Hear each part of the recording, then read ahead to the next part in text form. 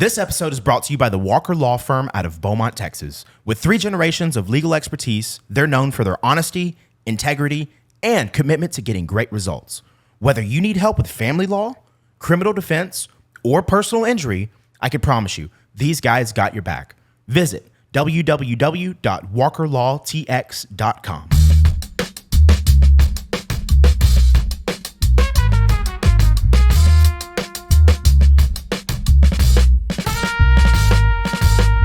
All right.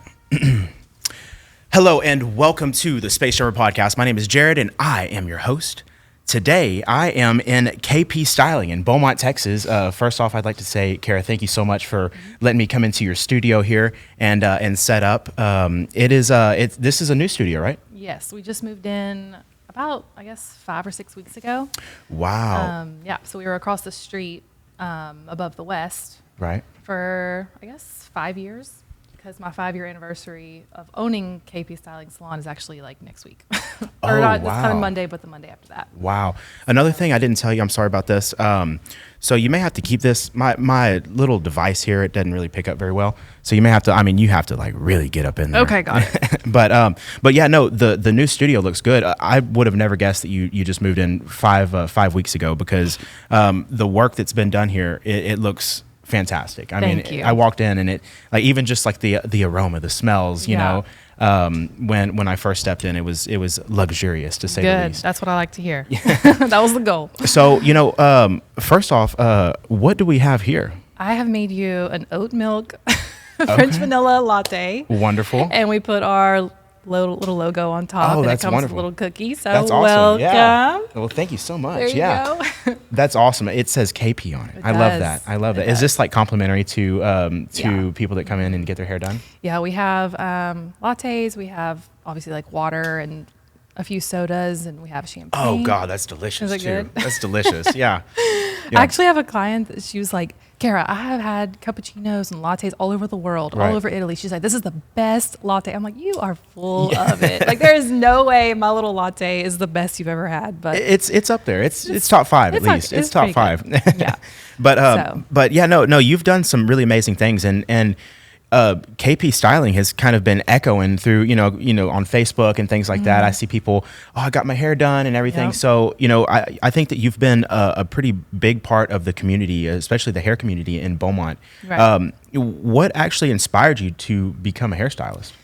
That's kind of a long story, but we got time. Time. So basically I always knew I wanted to take care of people. I'm very social. I love, going out. I love hanging out at the house. I love having a glass of wine on the couch. I'm very, and I'm very like nurturing. I like to think, okay. So that kind of transpired into, okay, well, I'm going to be a nurse. Sure. Well, I went to college and that did not work out very well. Yeah, nursing is one of those things, man. You get in there and it's like, the idea of helping people, it's like, what? Like this is, because sometimes you have to like dig in people's stools and, it's pretty Well, not pretty only crazy. that, but the school, I'm not like the best student when it comes to books, studying and stuff. Honestly, same. I get test anxiety really bad. Like on test days, oh my God. And you see me, I'm like drenched, just nervous. Case, yeah. So I went to Blinn in College Station and I lived there for 2 years, but I only did 3 semesters because I was on academic probation one of the semesters. Nice. That's Blinn. That's College Station does it to you. I just did not, my head wasn't in the right, it wasn't in the game. I didn't care. I was partying all the time. And I screwed it up. So I ended up being on academic probation again. And my dad called me and he was like, I'm not mad at you. He was like, I just think we need to figure something else out. Right. And I was like, I'm crying. I'm like, what? What am I going to do with my life? And I'm like 19, as if I need to know what I'm going to do with my life at 19. Right. Which, God, I was an idiot at 19. My gosh, yeah. I had my head up my butt for sure. Yeah. So he said, what about hair school? My dad. And I was like, I guess, maybe. Sure, let's try it. So had you always been really particular about your hair and stuff? I mean, yes and no. I've always been into hair and makeup and fashion and interior design, like just really artsy That makes things. sense. Yeah, that makes sense. Yeah, yeah. I designed this whole place by Wow. myself, and Wow. the other place by myself. Yeah, that other place was crazy. I remember I walked in the first time, and there was like in Beaumont, you don't really see this. You walk No. in, there's like a Gucci Coffee table book. Yeah, yeah. It's Yeah. like, whoa, like this is wild. Yeah. Oh, a funny story about that book. I had this guy come in with his mom, and they're just like these like country people, which is what you get around here. And he was like in high school, and he grabbed that Gucci book and he like hyper extended it backwards. And I heard it go like, like crunching. And I was doing hair, and I just stopped and I looked, and I was like, oh my God, that's like a $200 book. Yes. He just like destroyed it. Oh, no. And I was like, can you just please put that down? But anyway, Yeah, it's a public place. Like your things are going to get Yeah. kind of torn up. If, That's what you got to kind of watch it. And, Yeah. everybody's trying to touch things. Yes, like do you have to touch that? I even have a habit. If I go in somewhere, I'm just like a magazine or something. I'm flipping through it. Yeah. But Anyway. yeah. My little kids love to touch the big mirror in the front. I could see they that. put their little handprints all over it. Yeah. And I'm like, Keeping oh, Windex okay. on hand. I'm going to be cleaning that again. Yes. For the third time today. But anyways. I went to the, not to interrupt, I went to the, I brought my dog to the vet the other day. And apparently, like, I guess all the dogs go in and they pee in the same exact spot, like inside the place. And, I bring Larry in there, my little Australian Shepherd. He goes in, lifts his leg, and I'm like, oh my God, because he doesn't usually do that. And they're like, yeah, it starts every morning. It is what it is. Yeah. Well, that's cool. They're chill about it. Yeah. Yeah. I guess they've kind of had to be over the years. They said they probably get 10 to 20 dogs peeing in that spot every day. Oh my gosh. Yeah. That's my actual nightmare. I cannot. I know. Not a fan. My dog is very well trained, and Yeah. he has like one accident a year in the house because we're like not listening to what he's doing. And Right. Yeah. he's like, he cries. He's like, like he tells us he has to go outside yeah. for a good 5 minutes. If we don't, he's like, well, I gotta go. You know? Yeah. Might as well. Yeah. Anyway, so my dad was like, what about hair school? And it's really good if you like swirl it in there. Really? It's like a little You didn't tell me that. I'm sorry. It's like a little cookie. Yeah. It's I was good. trying to eat good, but no. Oh, it's fine. No. At least you got the oat milk. Yeah, the oat milk. So, First time somebody said oat milk, oh my God, this is really good, but it's crunchy too. Mm-hmm. I thought they were saying goat milk. And so I thought it was like goat milk. So I was Yeah. like, yeah, give me the goat milk. right. Still living in China, Texas. Yeah.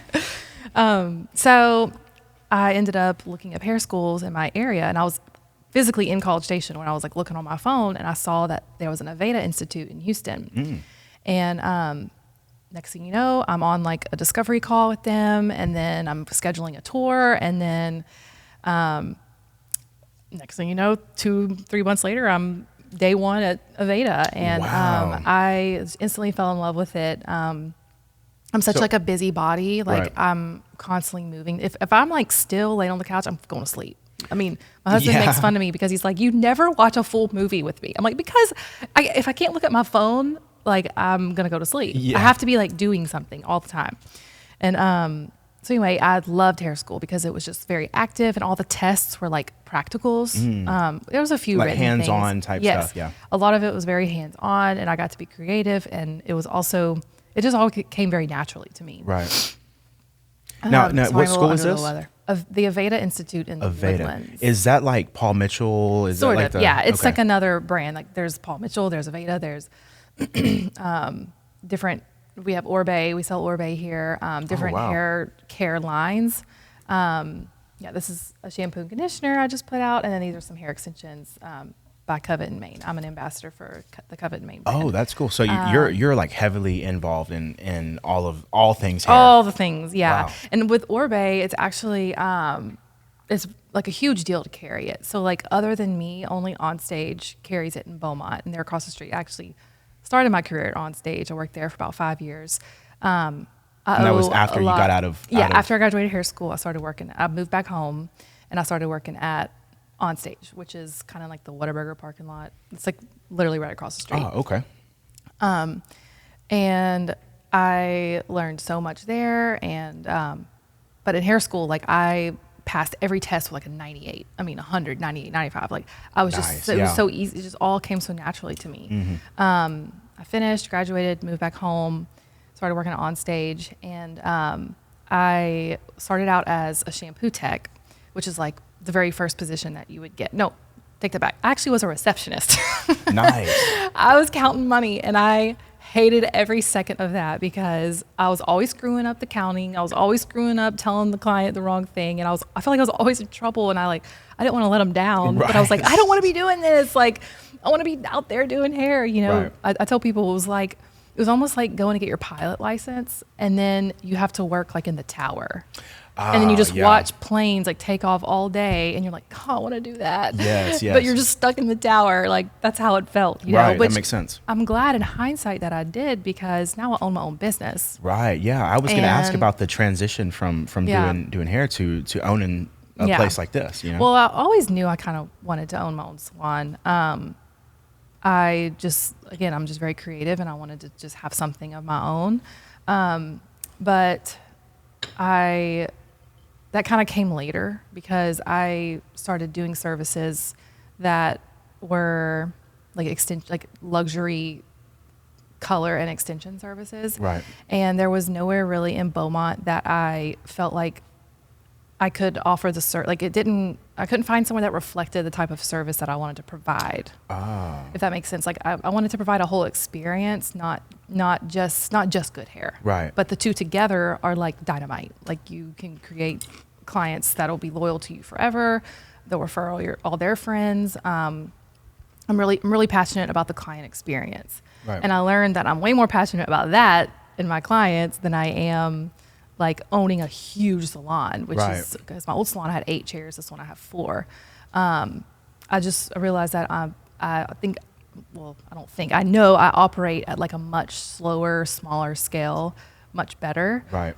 Because It's like organized, you know. Yeah, You got and less components. less moving, things, less people, because with more people comes more, first of all, expense. Chaos. Chaos, more employees you have to hire to take care of other things like front Right. desks, shampooing, so like assistants. I had a full-time social media manager, which she still does some of my stuff for me. Right. But I'm not paying her to sit in the salon full-time, you know, to do all of our marketing for Right. us. Now it's just kind of like come and go as I need her. Right. And then it was just, I felt like I kind of got away from what I love to do, which is hair, with all the other things I had to worry about all the time. Mm-hmm. And it just kind of spiraled, and I definitely bit off way more than I could chew. Right. With everything. That comes with learning, Yeah. you know. You gotta Yeah. gotta trial and error, and sure. That, man, I've done a lot of that on my side too. Even with the podcast, you know.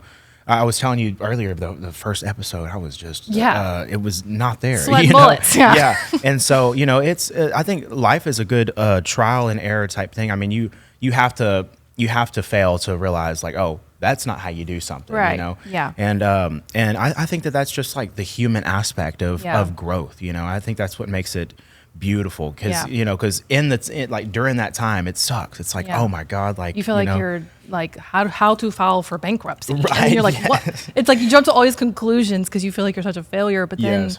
you're like, wait, I could just pivot, and I could just like go a different direction, try Exactly, something yeah. else, and be much happier.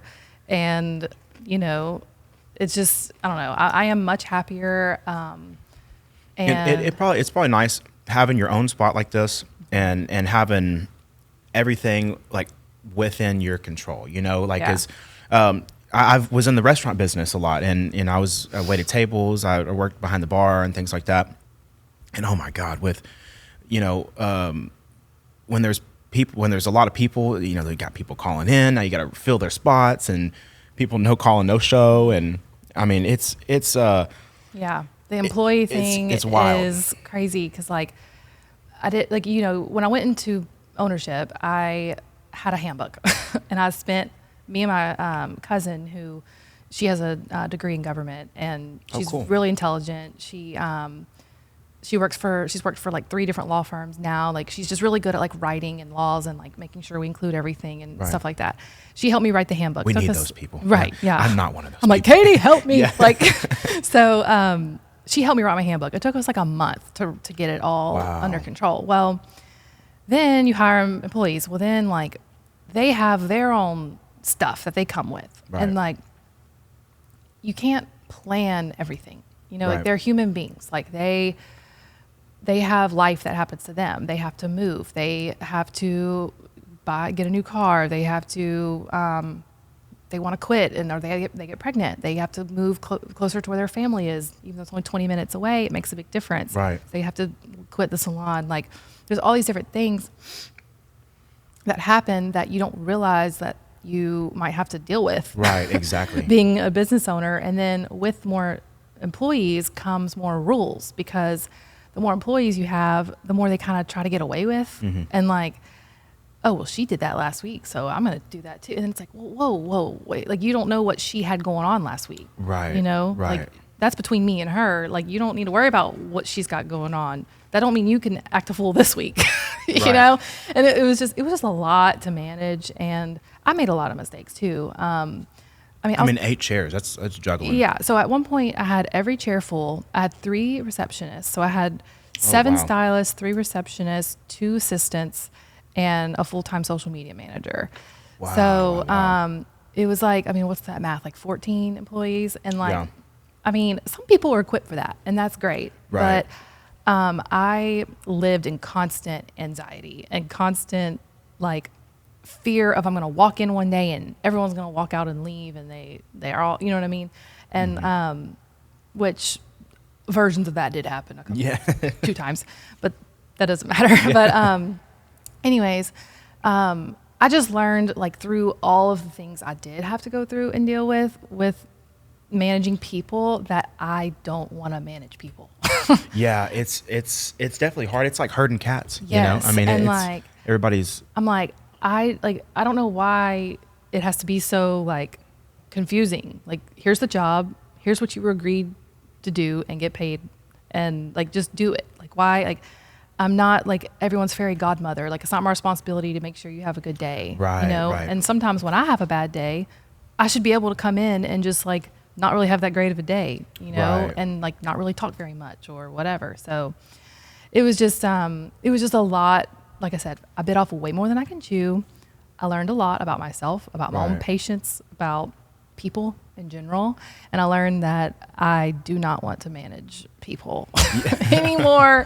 So how are you doing that? So you say you have 4 chairs now. Are you renting the spaces out, the spots, or is it on an hourly basis? Like, are you paying hourly or? So right now it's just myself and one other stylist, and then the girl that has that room that I just showed you, Right. Karina. She does brows and makeup.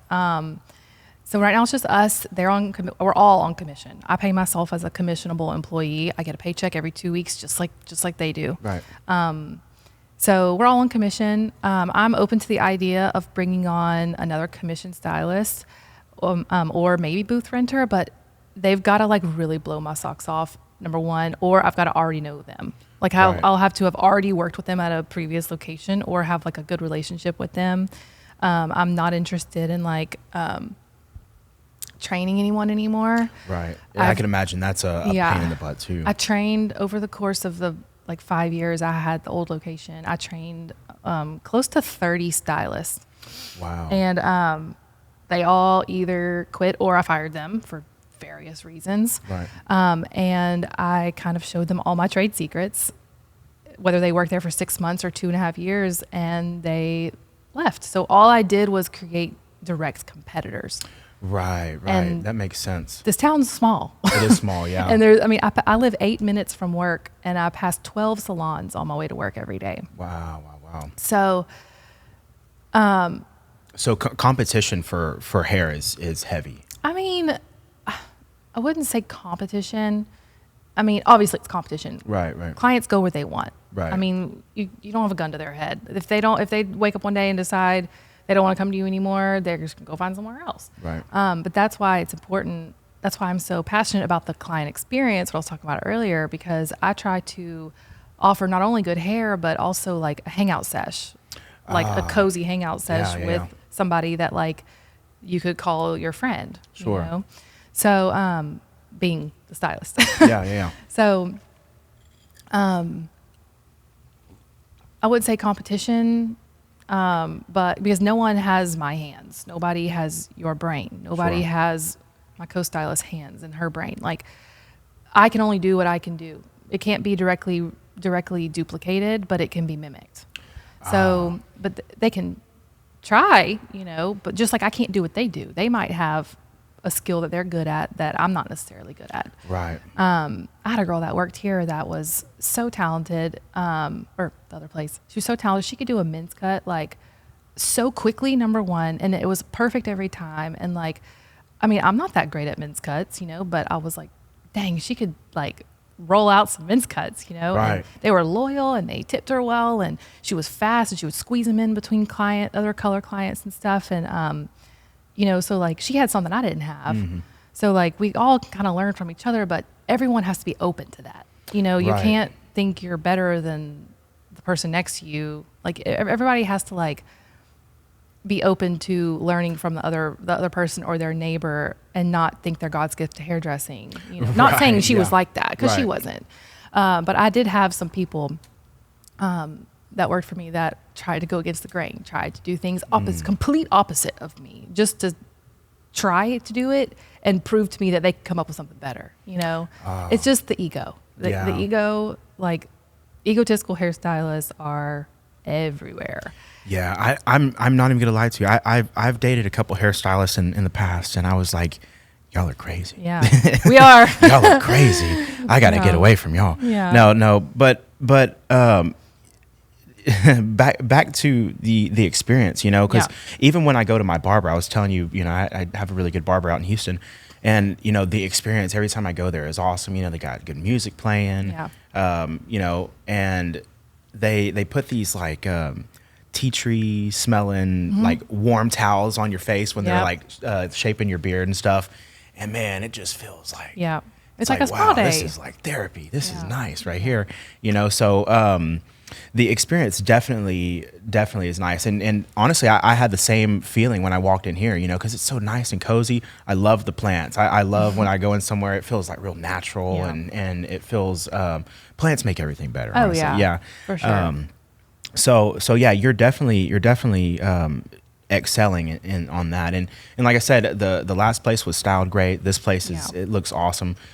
So yeah, I'm definitely excited to see how this place progresses, with only 5 weeks. I mean, that I can't even move in my house 5 weeks and have stuff decorated in Well, there, it was definitely a family affair. I mean, like everybody was here.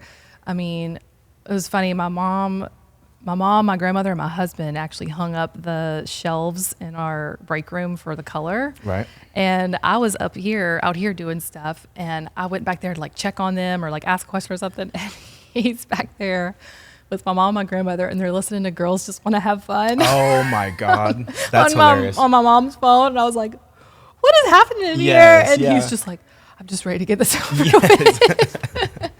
That's hilarious. And I mean, my aunt was here. Like, I mean, everybody had some friends pop by and bring us coffees and just hang out and see what was going on. That's nice. So yeah, that's good to have that support though. That full support system, because and it's hard to do stuff by yourself. You go out and when I was younger, I in my mind I was like, man, I'm independent. I could do all this myself. And then I started realizing like, oh, like hey, like maybe it's okay. Maybe it's okay to let people help a little bit. And I think that's another human aspect. It's a good community, like keeping good people around you that enhance the progress of the goals that you're trying to reach, So, and you were talking about, you when you do hair, you have your own way of styling and certain, I guess, protocols and procedures of doing things, so it sounds to me like you have your own style of doing things. So what actually was your biggest influence on your style? Like, how did you get to where you are now? It's like a collection of things. I mean, I'll be searching for outfit inspo on Pinterest, and I'll see a girl and I'm like, Pinterest, oh, she has great hair, and it comes from everything. It comes from people I see walking in the mall, people I see, like I said, on Pinterest. I mean, nature inspires me a lot, like the beach, the ocean inspires me a lot. Just with like the effortless beauty, you know what I mean? That's kind of what I like to go for, but it's actually a lot of effort. Because doing, beautiful, custom, creative, lived in hair color, and to put extensions in that match perfectly, color-wise, cut to perfection, installed comfortably, that's not going to tear up their hair, and to have the hair color fade together perfectly to where the natural hair doesn't fade too yellow and the extension hairs, like it's a whole thing. And like that takes a lot of reps, takes a lot of practice. I've been doing extensions. I think I got my first certification in 2018. Wow. So I've been doing it literally every day since. And just collecting small details each time. Yeah, and I've done all kinds of different classes. I've traveled and flown all over the country. One year I think I went to like 5 or 6 different classes, going from California to New York, Chicago. Like I went to Atlanta, Georgia for one because I saw it online and I was just like, book it. And yeah, let's go. So is this how you're staying up to date on like modern trends and things like that? Yeah. So my whole idea was behind opening the salon was to bring that big city feel and end result to a small town like Beaumont.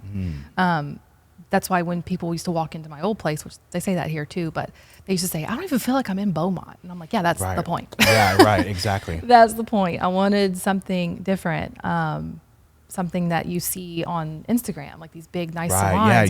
Yeah, you're, when I moved to Houston, I think the first time I went to get my hair cut, it was like this big, like crazy, I was just trying to get a hair. Like I wasn't used to anything. Yeah. And, I go over there and it's like, you go in, there's like, freaking, big chandeliers hanging from the ceiling, and even like restaurants in Houston. Like you go to restaurants and you're like, oh my gosh, there's like 13,000 of these in Houston that I can choose from every night of the week if I want. Right. And it's like, if places like Houston could have that, why can't we here? Right. All it takes is someone to put forth a little bit of effort.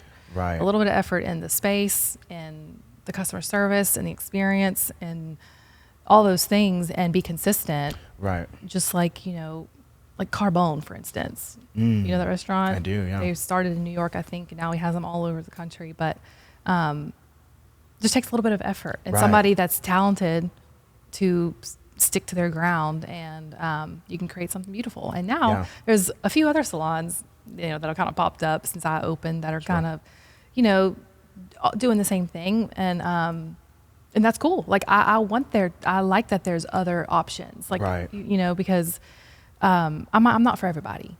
Sure. As a hairstylist, as a boss, as a friend, no one's for everybody. Sure, yeah. So, and I like keeping my clientele and my space and what we have going on here small, which is why I only there's 3 of us. I want it to feel like a VIP type celebrity type experience, but not like in a suite that's this big. Right. You know how they have those like salon suites? Yes. I personally could not work in a little tiny room by myself. Right. I know. Yeah. I've same here. I feel like I would go crazy. Oh my gosh. And a little like 9 by 10 claustrophobic. room. Yeah. Oh my gosh. Be really itching. No, absolutely not. Not for me. It's for some people, but it's just not for me. But you kind of get that one-on-one experience in a smaller space like this, but you still have a little bit of the camaraderie of a salon kind of chit chat, like, the music going and people kind of in and out and stuff like that too, but on a much like 15% of what I had across the street. Right. So you were saying that you had yourself and 3 other employees. Is that what you said? Myself plus 2. Okay. So there's 3 of us. So, and you guys do y'all specialize in different things? Yeah. So I specialize in color and extensions. My co-stylist, Carson, she does color and extensions as well, but she's mainly color right now. She just got her extension certification, or she's not certified yet. She went to her first extension class in February. That's exciting, Yeah, so the extension class that we go to, you have about a month of pre-training, and then you go to the class. It's in California. And then when you come home, you have to do models. You have to submit 4 models, and she grades you on them, and she will fail you. Oh, really? She will fail you. She's not scared to fail you. It took me a long time to complete mine, and because I got engaged and I was getting married, and I had ring brain where I was just like, I was planning my wedding. I wasn't worried about, I was worried about work, but my priority after work was planning my wedding, not submitting models. Right. But after the wedding, I finally finished and I got it submitted, and she passed me. So she's working on that now. And then my the third person is Karina, and she specializes in brows and makeup. Not brow lamination, not brow like tattooing or anything, just like wax tint and lamination, which you probably don't know what that is, but we're learning. Okay. We're learning. Okay. Yeah, I'm taking it in. It's like, so lamination is like a straight perm. Like you see how my eyebrows kind of like go up and like fan out. Yes. That's lamination. And the tint is just like color, like she colors them, and then you know what a brow wax is, which wax and shape it. Yeah. Does that hurt, by the way? The waxing? I mean, it's not. So does it get better? Is it like get better as like the more you do it, or? Yeah. I mean, I've been doing it so long. It's like it's just part of being a girl. Yeah. I probably wouldn't take it very well. I'd probably be in some serious pain. It definitely surprises you. Really? I'm never prepared when she rips it off. But, oh man. Yeah. But she does that, and then she also works for another company called Muse Hair and Makeup Team, or anyway, it's called Muse. Oh. Something I forgot. I feel bad. I think I've seen it's like Kelly, Kelly Casper. I've heard the name, but I'm not. She owns the company, and it's like hair and makeup for weddings and events and stuff like that. Oh, cool. So she does that. Karina does that as well on weekends or Fridays or whenever they have a wedding. I feel like anybody that has to do with any wedding hair is like, yeah. I mean, that's like the biggest day of somebody's life, you know. So I burned a bride. Right here on her head on her wedding day one time. Really? Mm-hmm. Was she upset? She wasn't thrilled. But I was assisting my cousin who used to do hair. I was assisting her on the wedding, on the event. Mm-hmm. And I was just in charge of like curling the hair, and she would be styling it afterward. So I was like doing like the prep work, and then she was doing like the finished product. And I will never forget that. I felt so bad. Oh, I was still in hair school. Living and learning. That's yeah. That's weddings the are theme of the day. Yep. Weddings are a lot, but she does it. She does it well. And so yeah, it's just us three. I went around taking photos for somebody's wedding. I don't know why I got swindled. Anyways, it was I thought I did great, and then I looked at the photos later. I'm like, yeah. Here you go. Sorry about that. But yeah, no. What I'm not married, and I'm not planning on either. Are you on the prowl, or you dabble, or no? We're dabbling every now and then. He's single, ladies. Yeah, we're single. What's up, girl? Hit me up. No, I've had a couple relationships in the past, and I just do better by myself, you know. It's easier by yourself. It's easy, yeah, and I'm so busy all the time. It's kind of hard, like it's just kind of like what we were talking about. It is running a business. I feel like running a relationship is the same as running a business, because you have all kinds of things that you have to juggle, and like another I said, family you have to kind of go attend things for. Exactly, and so I'm so busy. I do this. I got my day job. I have I've been heavy working out lately. I've been trying to work out in the morning and in the evening. Oh, and so by Friday everybody's going out and having drinks and partying. And I'm like, man, I need to stay inside. Yeah, I'm done. I know the feeling. So, but yeah, no, it's life is a crazy thing, and over the years, like I said, I guess you live and learn, and man, Houston has taught me so much just being over there, and because I grew up in China, Texas, I guess right outside of Beaumont here. If some of the listeners are not familiar with China, Texas, but which not a lot of people are. I tell people in Houston, they're like, "Where are you from?" I'm from China, Texas. They're like, across seas? You're like right next to Paris, Texas. Right, yeah, exactly. But not really. But, I guess back to the hair here, how has the industry changed since you've been in it? Oh, my gosh. I mean, it seems to be a constant progression. So I think social media has ruined us. Like in a... How so? Like when... I think it's like it gives false hope to like baby stylists, like filters and like not only that but like success. Like the big thing on TikTok with hairstylists is come with me to work. What is it like? Come with me to work on a $4,800 day, and then they're like, first I open my salon. It's like a day in the life. And they talk about how much they charge each client, and it's like that's not realistic for everyone, Right. especially right out of school. And like, also like just all this, like all this crazy success you see for some very lucky and hardworking stylists out there that travel and educate and are on stage at these hair shows, do these crazy haircuts and colors, and getting these sponsorships and brands that send them free stuff and like all that. And it's like, they started somewhere, you know. Right. These people that are getting all those things and are in the limelight and on the posters when you walk into Cosmoprof or Armstrong, which is like where we buy our professional grade hair color and stuff.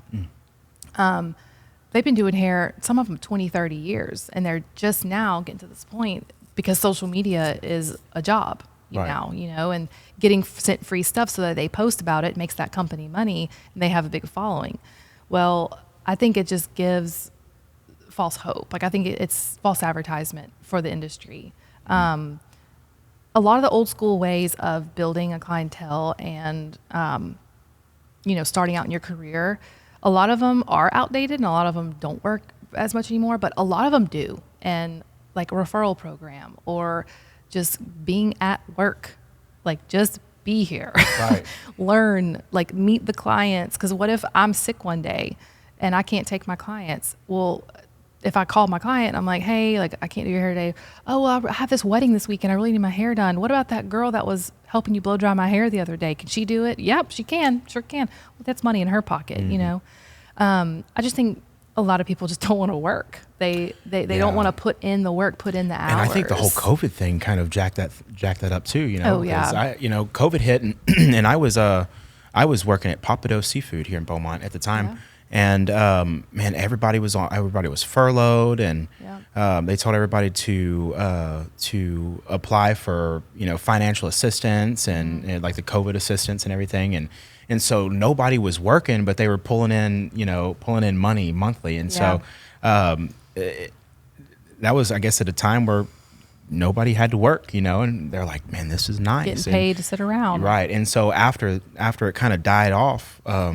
You know, I feel like we're at this point where literally everybody's lazy, you know, like wanting a handout. Yes, yeah. exactly. Wanting a free handout. So it's a tough time we're in. And you know, politics is a whole nother conversation of topic, but which I'm ignorant on. So you don't even want to get into that with me because I don't know what's going on in the world. Honestly, it's probably best. You know, I you know, a lot of people are like, oh, you need to stay up with politics, but man, you know, it's on some days it feels like just like a distraction to the whatever's going on, you know. So I'll come home from work and my husband's like, do you even know what's going on in the world? I'm like, no. And he'll like give me some snippets. I'm like, okay, I'm gonna go take a bath. Yes, like I was. Is better dinner off ready? not I don't know. knowing. Yeah. I'm just gonna go do my thing anyways, whether that's going on in the world or not. So right, I know. Yeah, it's there's a stoicism way of living life, and I've been trying to kind of embody that lately because you know there's so much going on, and if you pay attention, it could drive you nuts. Yeah, and there's always something, you know, shooting somewhere or you know, people. I guess, did you see that that group of like the Venezuelan gang like took over some hotel in like Aurora, Colorado. Oh no! And so I think I did hear about that. And yeah, and I'm not too sure the full details on it, but then there was like a big uproar on like the Second Amendment, like right to bear arms, and is the Constitution unconstitutional? And it was, man, I'm telling you, you start diving into this, and it's like, I am better just minding my own business, you know? Literally. So, and that may be another way, you know, social media may not just be affecting your business, but it may be affecting everything, you know? I mean, affecting the mental health of, you know, because, you know, just talking about like how you know, people in the industry for 30 years may, you know, be doing these like weird, crazy hairstyles and, it things like creates that. unnecessary imposter syndrome because it's like you're not at their stage yet. Right, exactly. You know, you're at this stage. It's like, I always like compare hair, like a hair salon to like a restaurant. So like, say like the head chef of a restaurant that created the restaurant, created the menu, put his name on the line, his neck on the line, his money on the line, invested all this money. It's his dream to open a restaurant, and he's the top dog at this restaurant. Well, then you've got this other chef guy that's coming in and wants to work in the restaurant, well, guess what? You're a sous chef, or you're going to be cutting onions all day, or you're going to be polishing forks. I mean, that's your job. You just got out of school 15 minutes ago. You don't get to be like the guy that opened the restaurant. You know, he has more experience, more things on the line. He's the one that risked it all. He's the talent. He's the reason you want to work there in the first place. Right. So like, it's kind of the same thing in the hair world. You know, he doesn't get to make the money that he makes. He doesn't get to drive the car that he makes. You know, you got to start out somewhere. Right. Or put some skin in the game, you know, and take those leaps. If your daddy's got some money and he wants to write a check for you, or you got some money and you want to help out, but I mean, but that's a whole different conversation. Sure, of business and beneficiaries, all that stuff. But it creates this sense of like entitlement that they deserve that too. And then it's like, wait, no, you don't. Right. I mean, hey, even, you know, this platform that I have here, I've had people like, you know, just, I you know, I don't want to say that I would never have a co-host or anything, but you know, I've had people and I've had good friends too, but I'm not talking about those guys right now, if they're listening to this. But you know, just I've had random people, they'll hit me up on Instagram. Hey, you know, I would really like to start co-hosting episodes with you and things like that. And I'm like, for clout, or you think you have something to add? Right, exactly. So and most of the time it's just people that think that they could do it, because you know, and I'm not saying that they can't, because anybody could have a podcast, anybody could talk, whatever. But you know, talking about, you know, in the investment, I'm like, I have this much in the camera, I got this much in mics and computers and wires and everything, and you know, all the stuff didn't just show up at your front door and you gave the UPS man a hug. Right, exactly. Yeah, we had to work hard to even get where we are now. But you know, in the imposter syndrome, you know, I could get on there and look at, you know, Lex Friedman or Joe Rogan or all these big name podcasters and think, why am I not there? You know, but they've been doing it for years. You know, they had talk shows before podcasts were even a thing. Exactly. You know? Yeah. I mean, Joe Rogan had Fear Factor, which is, I remember watching Fear Factor when did you ever watch that? I'm not good at TV. I don't do the TV thing. Remember, I fall asleep. They did some odd things. I was like eating roaches. Yeah, I do remember seeing.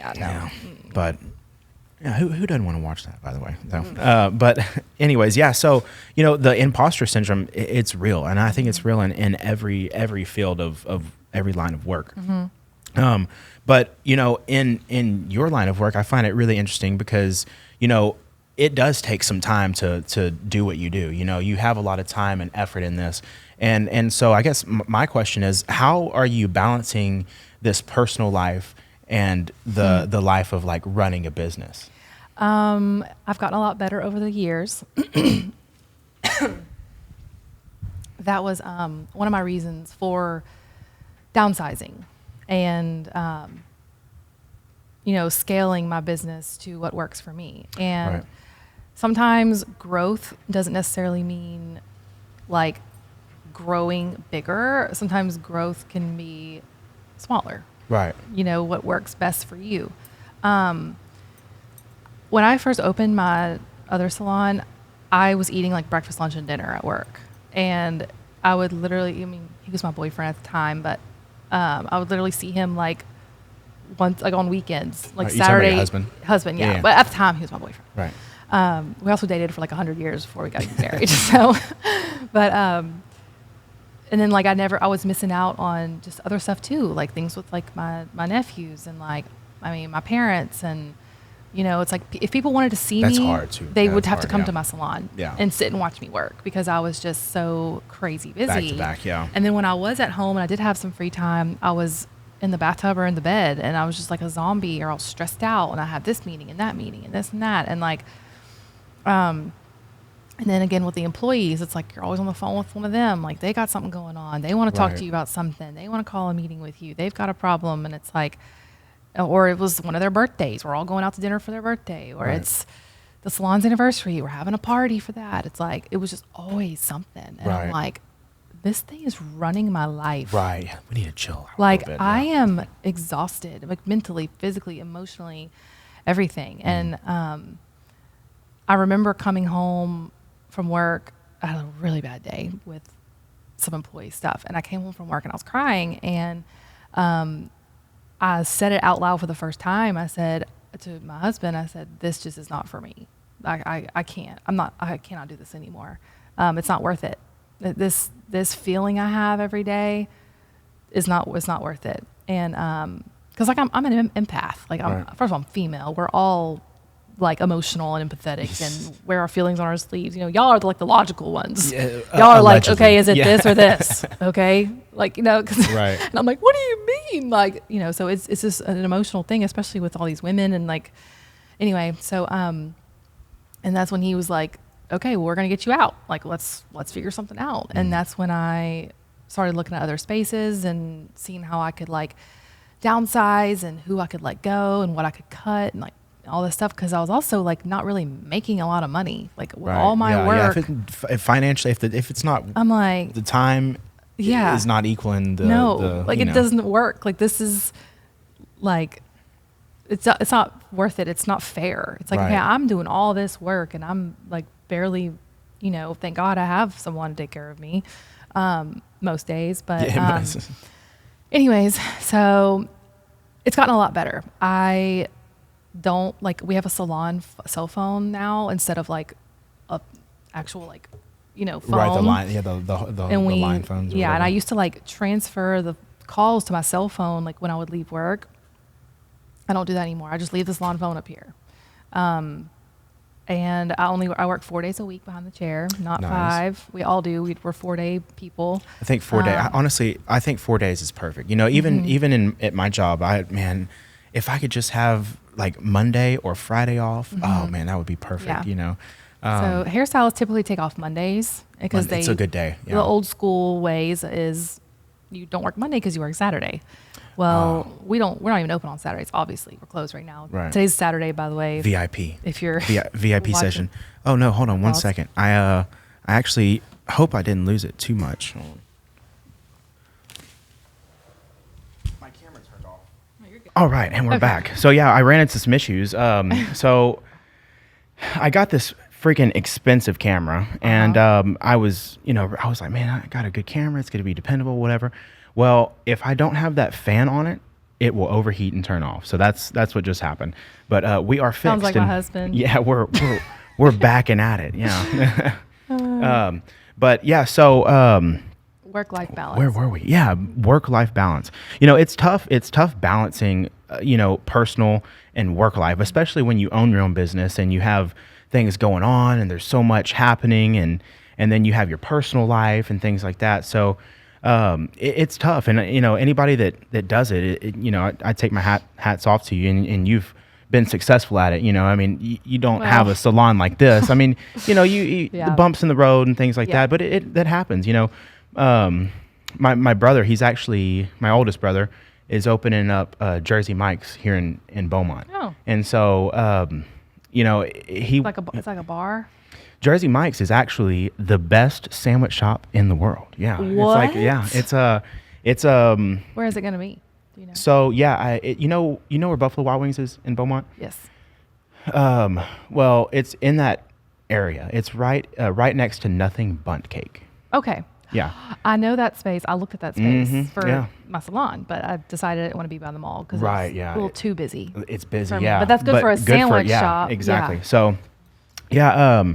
So they're actually, I think they're in the process of busting out the wall. Awesome. Because there was like a little, like a glass on one side and then the door.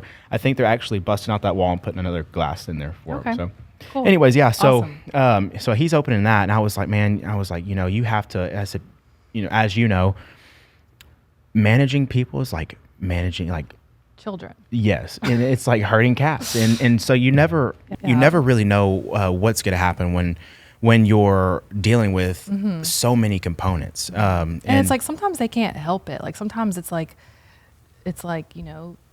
their grandmother passed away and the funeral's in Alabama. I mean, I'm making this up. Right, exactly. And they got to go out of town for a week, and you're like, okay, well, let me call all their clients and reschedule them. It's like stuff like that, you know? Right, exactly. I mean, life happens to people. Life happens, and yeah. and then when you're the one in charge and you're the boss, they kind of look to you for answers and help sometimes. And, you know, I do my best, but sometimes I got my own shit going on too. And I'm Exactly. like, I don't have time for this. Right. Like, you need to figure it out, you know, not with someone dying, obviously, but Sure, like sure. other, you know, personal things they have going on. But I don't mean that insensitively. Right. It's just one of those things that I learned about myself that I don't want.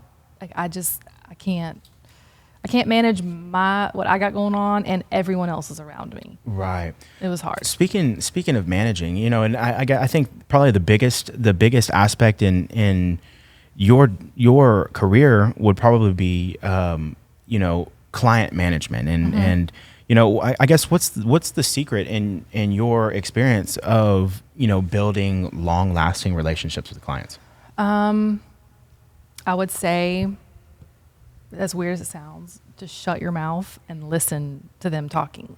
Like, a lot of hairstylists talk over and like try to relate to them and tell them their own. It's like sometimes like people just want to talk.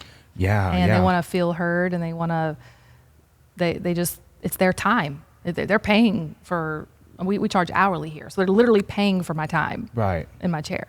I would say that, and just consistency, like giving us a great result every time.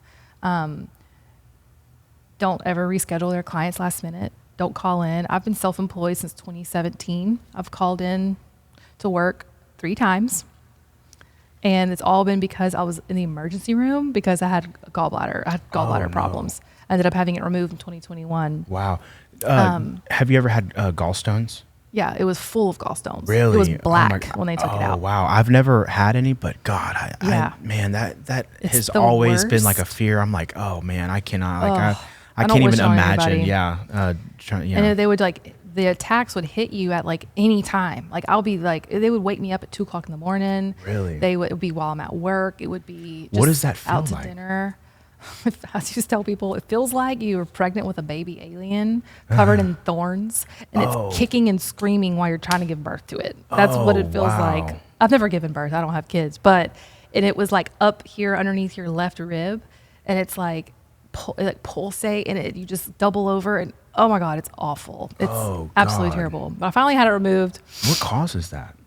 I think it's like genetic, but diet and stuff like that. I mean, American food is shit. So It really is. I've been trying to watch what I eat, you know, Yeah. and it's, you know, I've recently had that like come to Jesus moment when it comes to healthy eating, you know, because my whole life I've been just a chunky thing, you know. I just love to eat, you know, pizza, it's gone, you know, I'm sold, crushed. you know. And so, you know, I've always had to kind of be aware of what I eat, but you know, when I was younger, I'd be like, oh, you know, I'll do this and we'll go out to eat here and that, and then I'll work out later, you know. And the older I get, I'm like, I can't do that, you know. And so, and the older we get, I mean, I'm 32. I don't know how old you are. I'm 28. Okay. So we're about the same. You realize, like, man, I can't like lift that box like I used to, Right. or like I'm getting into like a truck. I'm like, man, it's kind of, so it's like working climb, out yeah. is like, it makes everything better. You know, Right. even like getting in and out of my bathtub sometimes, I'm like, Yeah. and I'm like, damn. I'm So- jealous. I don't have a bathtub. I just have a Oh. shower at my apartment, and it's Man. terrible, you know. I Like, am a bath lady. Like, Yeah. and like, he knows. He's like, oh, she's in the bath. She'll be in there for an hour and a half. Yeah. Like, don't go in there, talk to her. Don't bother her. It's like therapy. That's It how, is, honestly, yeah. that's how it is when I go to my barber. You know, it's like you were talking about, you know, just listening to your clients and stuff. Man, when I you know, I don't tell my business often, Yeah. but when I do, it's at the barber shop, Oh, you yeah. know, like, and Well, and- those appointments are only like 30 minutes to an hour. I mean, my Right. clients are in my chair 5-6 hours. wow, Like really? yesterday, my client, her appointment was at 10. We didn't leave here till almost 4. Wow. And, that's a full day. Yeah. But I get them lunch, and I love on them. I give them a whole scalp massage thing. And there's lots of color involved. I have to custom color all of her hair plus all the extension hair, and all the extensions are different colors. Then I have to build the puzzle, and I have to install them, and then it's a whole thing. Right. So, but it's art. Yeah, And it it's is. fun. It is an art. And you got to there's an make art to sure your everything, yeah. clients are like people that you would actually want to hang out with, because you are hanging out with them for hours. Right. So we've kind of talked about a lot of the struggles too. And do you experience burnout? oh my gosh, yes. Really? How do you Yes. battle that? I tell myself, like, sometimes I find myself on like a Monday morning. I'm like, oh my God, I got to do this full highlight, And then Yeah. I just tell myself, I try to just tell myself, like, this is what I wanted. This is part of it. This comes with it sometimes. Right. Art is like that. I mean, Adele has a tour or a residential show for 6 months and she disappears for 7 years. It's Right. like the thing on the internet right now. Like, that's kind of work-life balance I'm looking for. Right. But that's not realistic for everybody. Right. But with hair, it's like these people schedule their appointments sometimes weeks, months in advance. So you can't just be like, I'm not feeling it today. You have to show up. You have to be on time. You have to look good. Like, this is how we dress every day. Right. And clients like that about me and about my salon and the people that work Right. here. I mean, yeah, because y'all take care of yourselves. It's Yes. like, if they take care of themselves, they Yeah. could take care of my hair, Yeah, and that's the big thing on TikTok and the internet right now too, is like hairstylists shouldn't have to get dressed every day. I go to work in leggings and a t-shirt and a messy bun, no makeup, and I do hair. My clients like me just fine. I'm like, I think there's like truth to that a little bit, but I also think there's a lot to be said when you're providing a luxury experience and you're charging top dollar. Sure. You don't show up to work looking like scrub. Right. You right. know, Yeah. you yeah. want to present yourself in a luxurious way. And my dress code has always been dress like you're going to meet your girlfriends for drinks after work. That's it. Between an outfit, hair, and makeup, at least have 2 done. I know that sometimes, women, we have that time of the month. Right. We're hungover. Sometimes we had a late night. Sometimes our baby was up all night. I understand that. But you can at least throw together a cute outfit, put your hair in a cute ponytail. Yeah. Represent the business. Represent Yeah, yourself. like yourself. I mean, I don't know. That's a whole different conversation. But Yeah. I know, it just in my experience going to my barbershop, man, everybody looks like they're, dapper as hell. exactly. I'm sure. Yeah. Exactly. And so And you're like, I want to look like that. Where'd you Yeah. get that shirt? Or Right, What? yeah, It's exactly. like another their beards are all shaped perfect. I'm chiseled like, yeah, shirt. let's get this done. Yes. Yeah. Yeah. And then for hair, like hairstylists, like fashion is another way of like self-expression. Like, when's the last time you saw some silver pants? Right. Yeah. By yeah. the way, I have on silver pants. What's today. your awesome, by the way. It's another form of expression, and like my clients love to see my clothes and like, where'd you get those? I'll literally get online and order it, and Right. that's another form of inspiration, because not only do they want their hair to look like I can provide for them, they also sometimes want to look like buy the outfit that I have Sure, on, absolutely. which is cool. So Well, do you have any favorite hairstyles or trends that you like to work on right now? like in the future, Well, like, do you go through is it when you find something, I know you specialize in your craft, but within that craft, is there like one thing specifically that you, like if somebody schedules this with you, you're like, yes. so I've never been good at this sounds really bad, but I've never been great at cutting hair. Okay. Like a bob, the can I speak to the manager haircut, Oh, yes. I mean, I can Is do this like it. the Karen? I can bust it out. I mean, it's okay at best. It's mediocre. They'll pay for it, right? yeah. But that, or like any of the wolf cut, like Shags, or like the Rachel, of Friends. Right. I'm really thinking I want to kind of transition into some hair cutting, because it is instant gratification, and the appointments are much shorter. Right. Because it's just a haircut. But I'm really looking into doing some hands-on haircutting classes. Oh, that would be cool. There's actually a Vidal Sassoon Academy in London that I really want to go to. It's like a week-long cutting mastery, whatever. That would be awesome. And people would want to do that here. Yeah. Like, let's go to KP Styling. Yeah. Let's do are you going to the class on Sunday or Yeah. Saturday? It's perfect. I mean, of course, it's I'm over here. It's easier said than done. I mean, you have to organize the class and everything. I've done that in the past too. But that would be cool. I bet a lot of people would want to do that. I just that goes with the same thing of the burnout. Like sometimes I just get like, oh my gosh, am I just gonna sew hair into people's heads the rest of my life? Right. It's like I gotta switch things up a little bit, you know. So I have been taking on some haircut clients, and I've actually developed this haircut that I'm kind of like getting to be a little bit known for lately. Like I have people calling wanting just the haircut. Is there like a name for it? It's just like a long layered, like super, like I'll show you a picture. KP cut. I don't even know what to call it, but it's like I did it on a girl yesterday who had enough hair for like 10 people, literally, and she's so cute. But when I was younger, man, I used to have the thickest hair. I mean, when I was young, it's like super layery. Yeah, that's nice. That's very nice. Yeah. Show it. Yeah. Here, like I could put it up. Yeah, put it up to the camera. Ta-da! I think it's like a little blurry. Oh, it's okay. Yeah. I can send it to you if you want to like lay it over.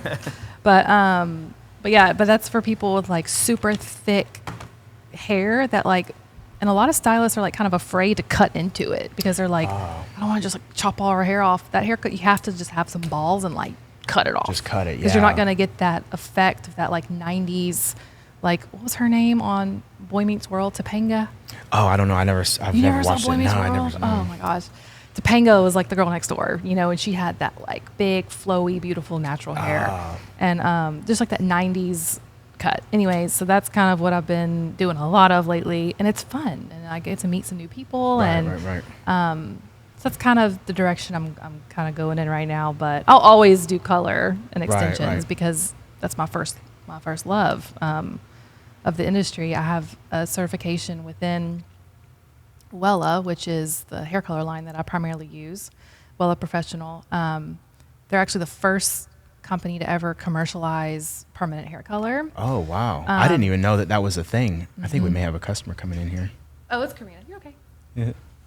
But I'm going to do some makeup. Yeah. So what about this? If you had the chance to style anybody's hair, past or present, who would it be? Oh my gosh. Anybody? Just one person? Yeah, just one person. How you doing? I could pull out another mic. We could have a. I know. So you can talk about makeup. One person. So I just style it one time? No, you'd style it one time, 5 times. It don't matter. Taylor Swift. Oh, really? Yeah. Okay. Well, how so? Why? Is it? Because it's Taylor Swift. It's Taylor Swift. Hello. I know. I walked in today. I would love listening to some Taylor Swift. Oh yeah. I'm a big Swiftie. Swiftie for president. Do you also watch all the Chiefs games? No. Are you like a big Travis Kelce fan also? I'm just not that into football. I think it's just just a sport. What do you think about Travis Kelce and Taylor Swift then? Is that like a... I think it's cute. They pull it off well. I don't know if he's for her long term. Oh, okay. You think he's just like a... I don't think it's a publicity stunt like everybody thinks. Right. But I don't know. I don't know them, obviously. Right. But I definitely like how public he is with their relationship. I think it's the first time Swifties have ever seen that because all her relationships have been more on the private side. And that's why Swifties are going nuts over it because it's like, oh my gosh, we're seeing them kiss. We're seeing them hold hands. We're seeing them on dates. We're seeing them like we've never seen that side. So and like he talks about her all the time on the podcast. And then like when he's just doing interviews and stuff, he'll talk about her. And like we've never had like seen that as Swifties, I guess. But I mean, I like it. I like Travis Kelce. I think he's a great tight end. And so I know it definitely blew up, especially, when they first started dating and you know, she started showing up at the games and then it kind of put a spotlight on everything. So, but I would love to do her hair. Yeah. I mean, her color is gorgeous because it's natural. Day, you never know. Yeah, right. Little old me. I just want to get my hands in her bangs. And I want to cut those ends because I'm a little scraggly. And I'm going to contact her current hairstylist. Who is it, by the way? Right. If you are Taylor Swift's current hairstylist, please show your face. Please stand up. Yes, we have some I have issues some questions. To run by. Yeah. No, her hair, she always is beautiful, but I would love to get my hands in her bangs, do like a gloss on it, and make it shiny, and just chat with her for an hour. What would you do to my hair?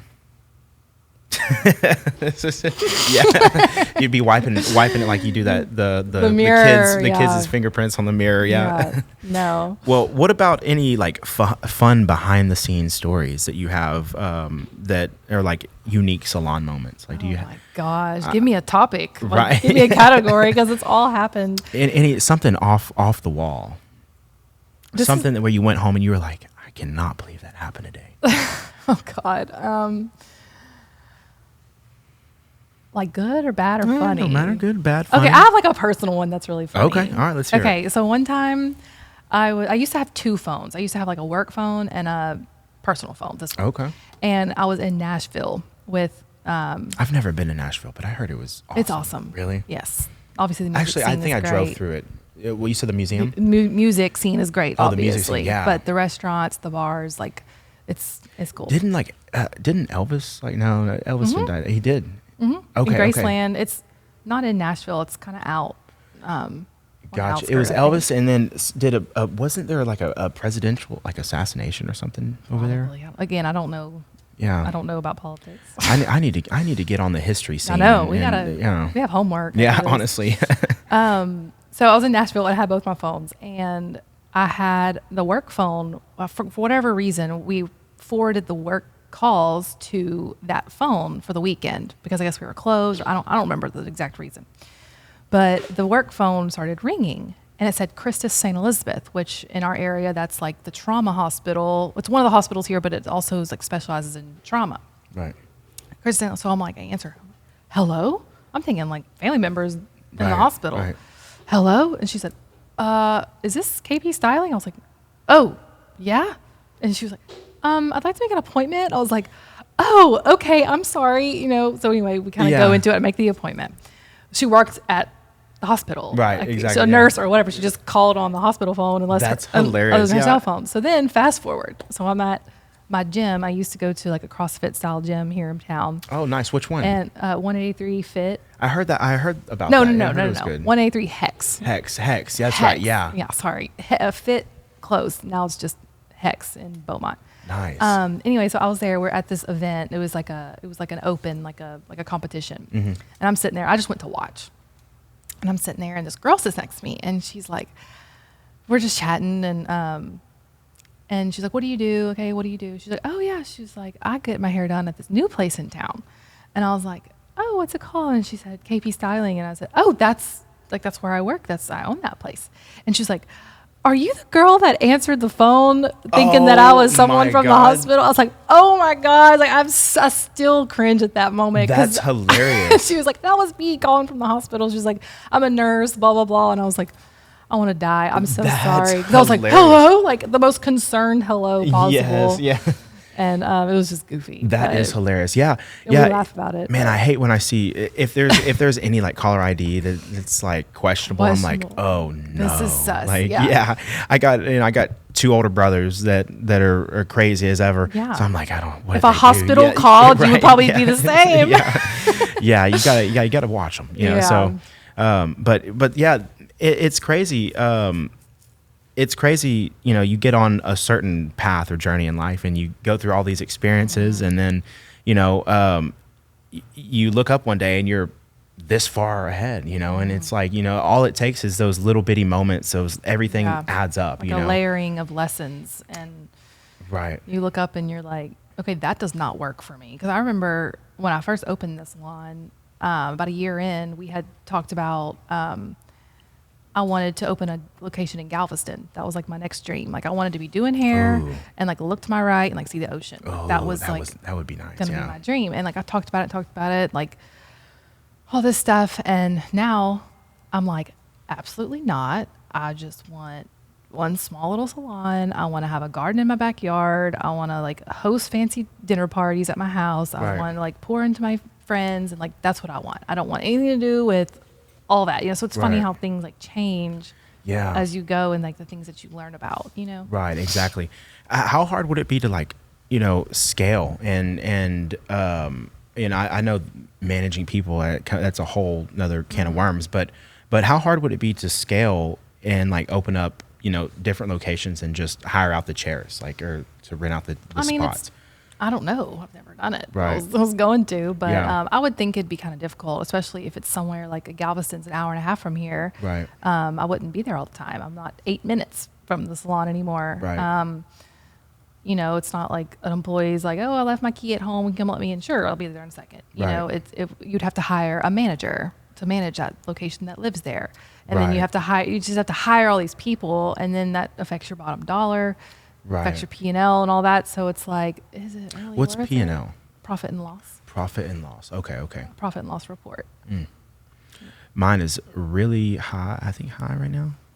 Profit loss low. It's low. Yeah. Very low on the podcast. Yeah. No problem. Hey, I just got my first sponsorship yesterday. So, Oh, nice. Congratulations. We're making moves. Yeah. So, but yeah, no, it's, you know, I really like what you're doing, you know, and it seems like you have a good grasp on what it is that you want, you know, because, you know, sometimes it takes, a lot more mistakes for people to switch up and to figure themselves out, you know, and going from, you know, the 8 chairs going to this, I mean, again, this place is beautiful. I love it. It feels real intimate.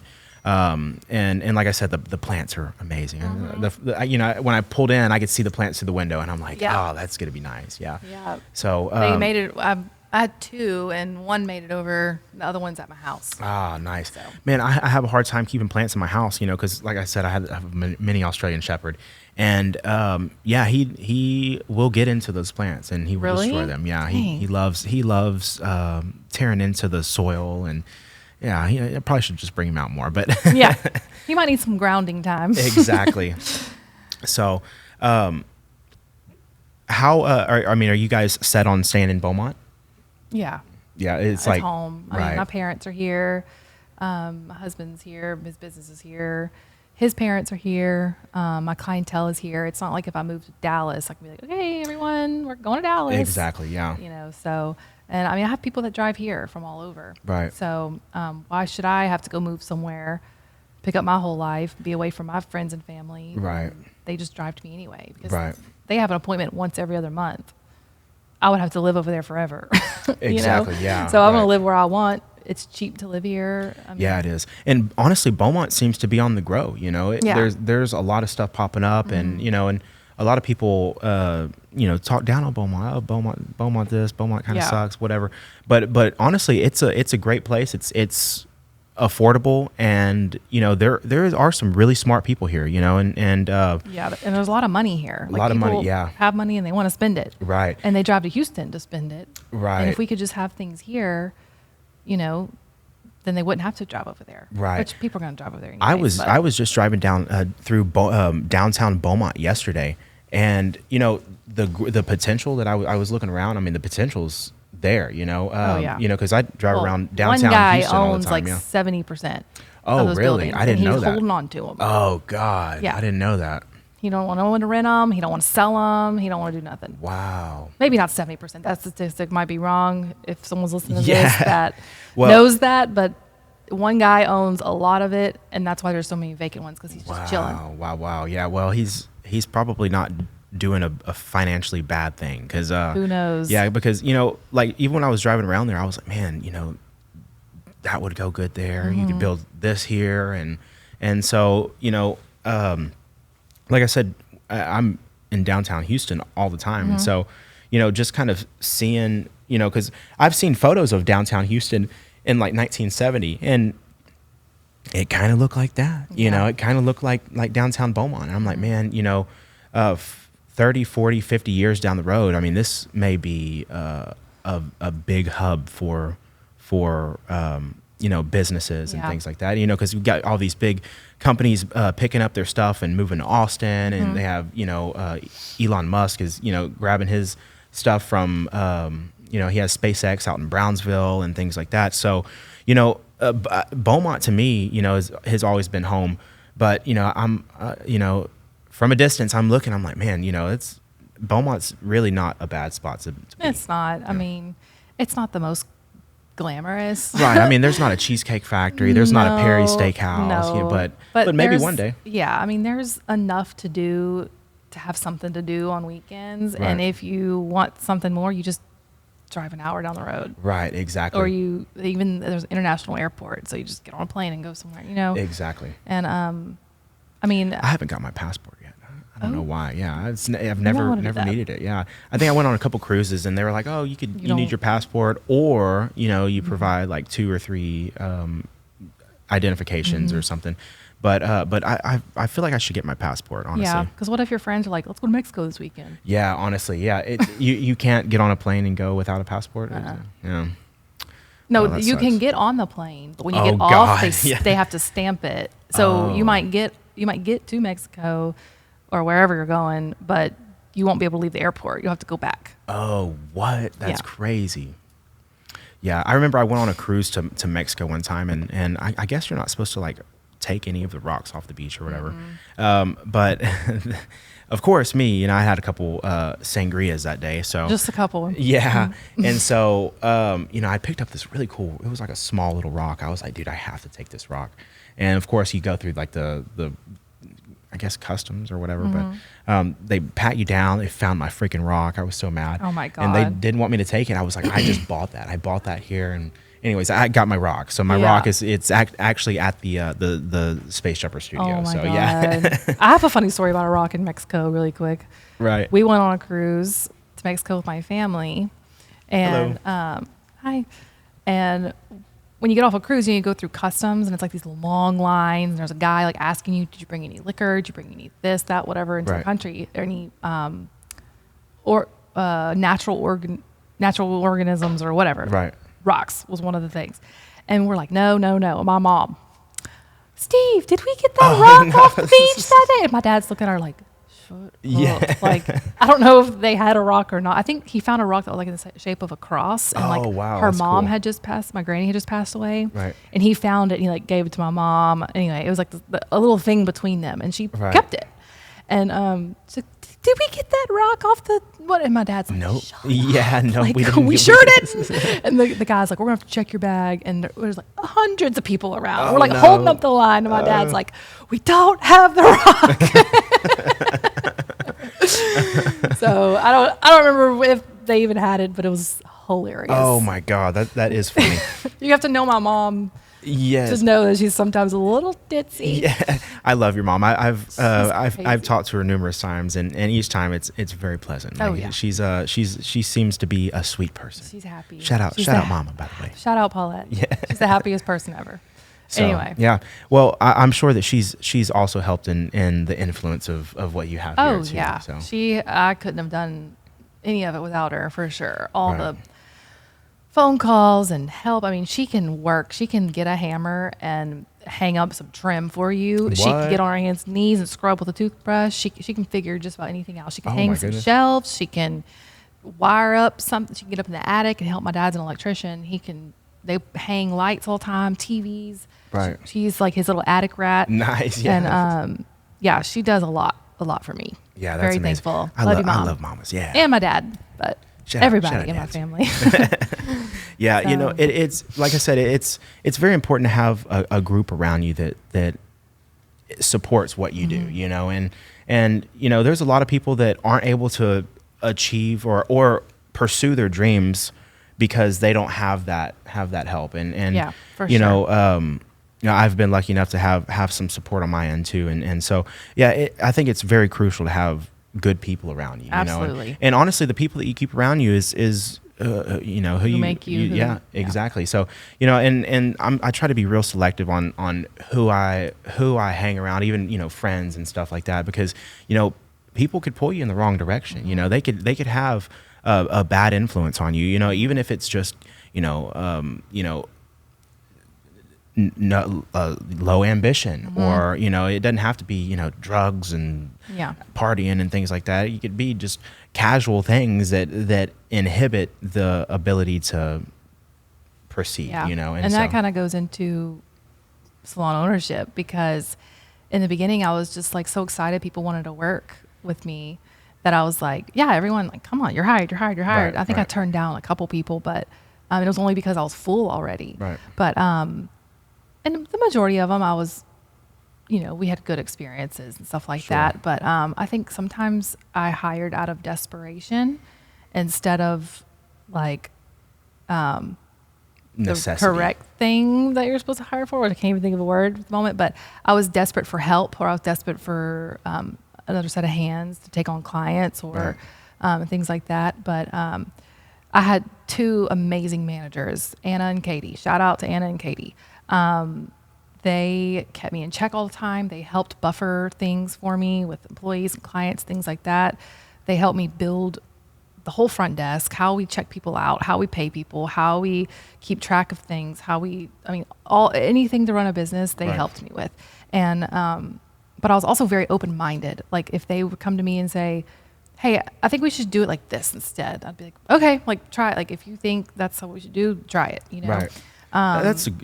That's the qualities of good leadership, though. You know, that's how at my job, that's how my boss is. If I have an idea, like I'll run it by him, and he'll be like, "Yeah, sounds good. Yeah, let's do it." You know. Yeah. So the managers always came to me with good ideas. Sometimes the stylist would, but a lot of times the suggestions that they made.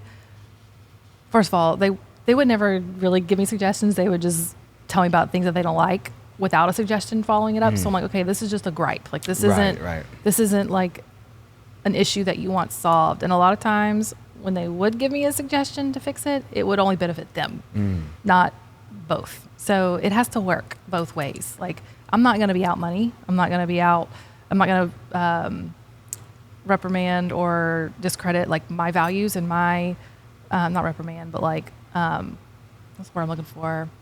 I'm not going to put to the side my expectations and my morals and my standard, the way that I do things and how I've taught them. I'm not just going to push that to the side just because, you want X, Y, and Z, which were usually silly. Right. Work is work at the end of the day. Right. Work is work. It's a job you're paid to do. Yeah, you definitely have to monitor. And sometimes it's just work. It's not going to be rainbows and butterflies, and you're not going to have an amazing day every day. Sometimes it's going to be hard. Sometimes it's just going to be whatever, and I think a lot of the baby stylists think that it's what they see on Instagram and TikTok. Yeah. And it's hard. It definitely, I think it affects a lot of things in a lot of ways, Instagram or, social media. And also I was just having a conversation yesterday about, the phones, if you talk about something, I'm sure, I'm sure I'm going to have some hairstyle and stuff. Mane popping up on your, exactly. Yeah. So Instagram. Actually, before we go ahead and finish this thing off, can you explain to me what this is? I see hair, but it's like, what? Okay. So these are 22s. It's 22 inches. Okay. So these are wefts. This is 2 wefts. A weft. A weft. Yes. Okay. So each row that I install each row is made up of multiple wefts. So I can stack up to 7 of these on one row around a head. Gotcha. Okay. So I'll show you the back of my head.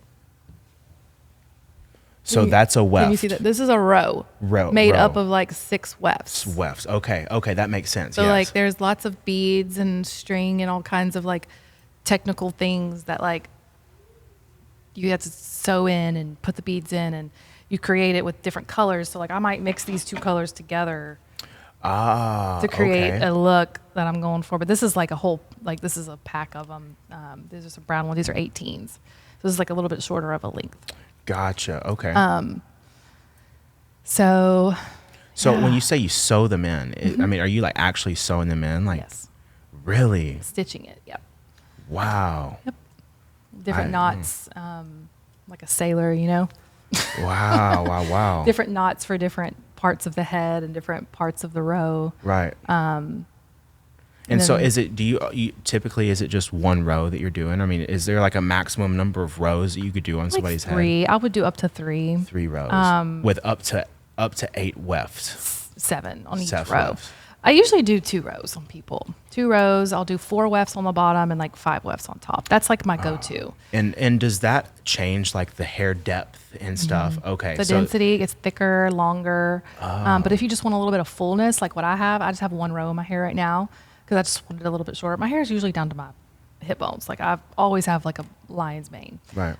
But for the summertime and just had a lot going on lately, I'm Southeast like, Texas is so hot. I'll just do one row for now. I can't not have hair because it's what I do. I can't sell a product I don't use myself. Right. So, but I do kind of take breaks here and there, a week or two off without having them. My clients are like, "Where's your hair?" Does it hurt when like somebody sews them in? Mm-mm. Just feels like normal. Well, because you're not sewing it into your scalp. Oh. We're not performing surgery. The needle kind of goes like right up against the scalp. Ah, gotcha. Okay. So you'll feel the needle because it's like kind of cold, but it's a curved needle. So to get the different lengths, you have to get like that was the 22 and a 18. So could you sew them in at a lower spot, or does it have to be it's sewed in at the same spot and you just get a longer? Yes, it's pretty much sewed in at the same spot.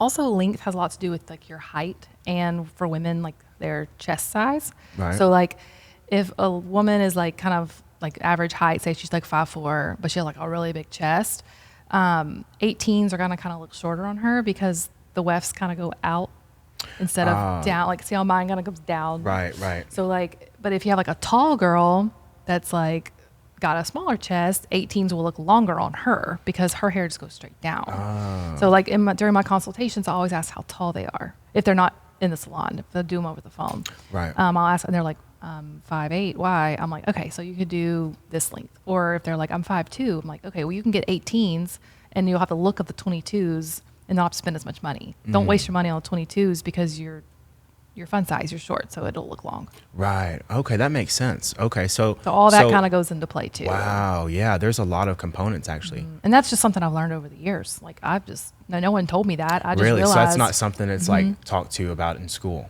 No. Really? No. Huh. I guess that makes sense. Like having a proportion to your body and shape and things like that. Yeah. What about this stuff? You were telling me about this Orbe. Yeah. So that's just a hair care line. What is that? What is the dessert? Sorbet? Sorbet. Okay. And this is Orbe. Okay. Yeah. It's just a really high fancy end. bottle. It is. I will say it looks like it's something super fancy. like some Versace something. Yeah. They're just one of the luxury. You said you're an ambassador? No, I'm ambassador for them. Gotcha. I say ambassador. They call it the coveted collective. It's just like their top stylists that use their hair. And I'm on the website and stuff like that. But when I say the coveted collective, people are like, what is that? I'm like, I'm just the ambassador. Yeah, right. I'm featured on their website. That's awesome. And I primarily use their hair. And so do people order the extensions from you? I order everything and I sell them per piece. So you're only charged for exactly however much hair I put in your head. So like say I order 2 packs of hair for a new install. Each pack comes with 8 wefts. Say I only use, so it's 16 wefts. I only use 10.